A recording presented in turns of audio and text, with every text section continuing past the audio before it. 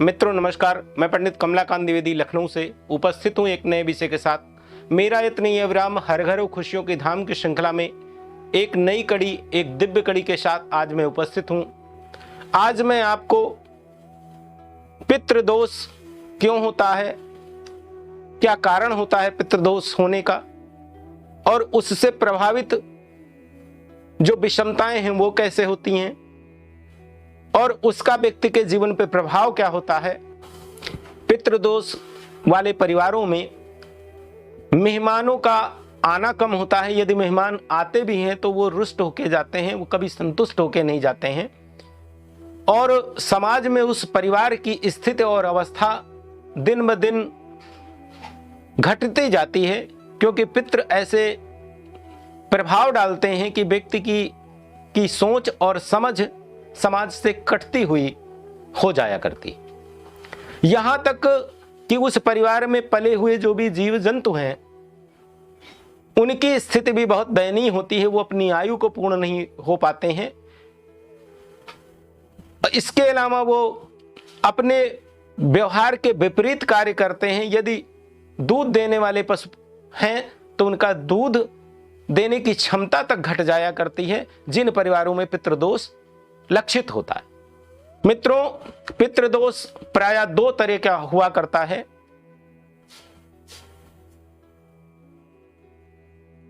एक वो जो हमारे दिवंगत जो भी हमारे पितृ हैं वो अधोगति को प्राप्त हुए हों।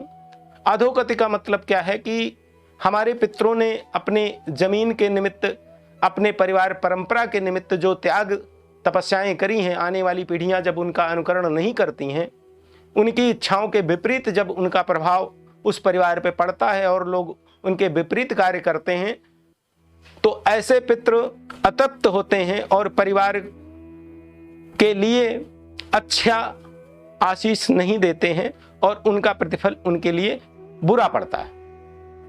इसके अलावा पारिवारिक परंपराओं के अनुसार यदि हम मांगलिक कार्यों को नहीं करते हैं या कुटुंब की परंपरा में कुल देवी देवता का अनुसरण नहीं करते हैं तो भी हमारे पितृ अधोगति में हमें श्रापित करते हैं। इसके अलावा ऊर्ध्व गति में जो हमारे पितृ मृत्यु को प्राप्त होते हैं और किन्हीं न किन्हीं पारिवारिक वैमनस्यताओं के द्वारा हम उनकी अंत्येष्टियों में कुछ गलतियां करते हैं, या जो हमारा श्राद्ध वगैरह होता है, त्रयोदश संस्कार वगैरह होता है, उसमें हम कुछ त्रुटियां करते हैं, तो ऐसी स्थितियां बनती हैं कि पितृ कुपित हो जाया करते हैं, क्योंकि शरीर छोड़ने के 42 दिन के तक उस व्यक्ति की आत्मा उस परिवार और कुटुंबियों की गतिविधियों पे बहुत अच्छी तरह से सूक्ष्म तत्व में वहीं विद्यमान रहती है, और वो परिवार की जो भी गतिविधियां हैं उसके प्रति जो भी परिवार के रिश्तों की जो श्रद्धा है उस चीज को बहुत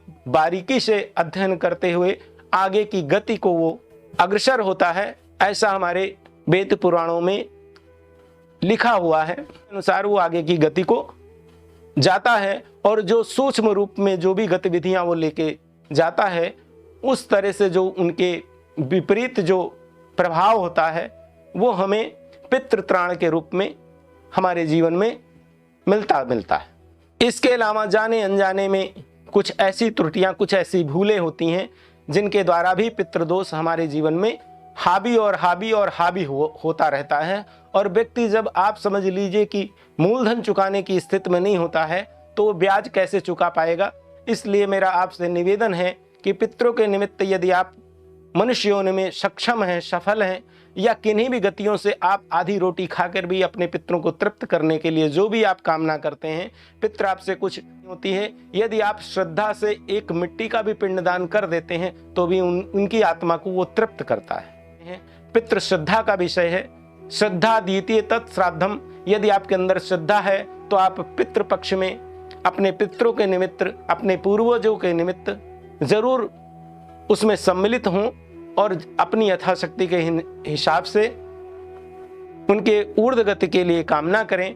जो भी प्रयोजन हो सकता है वो आप अवश्य करें, क्योंकि जिस तरह से कैद में हुआ कैदी ही समझ सकता है कि उसके त्राण क्या होते हैं, उसके कष्ट क्या हो सकते हैं, उसी तरह 15 दिन का जो ये स्वतंत्रता का जो समय आता है, इसमें आप उनके लिए जो भी कामना, जो भी गतिविधि, जो भी कार्यक्रम करते हैं वो उन्हें साक्षात मिलता है।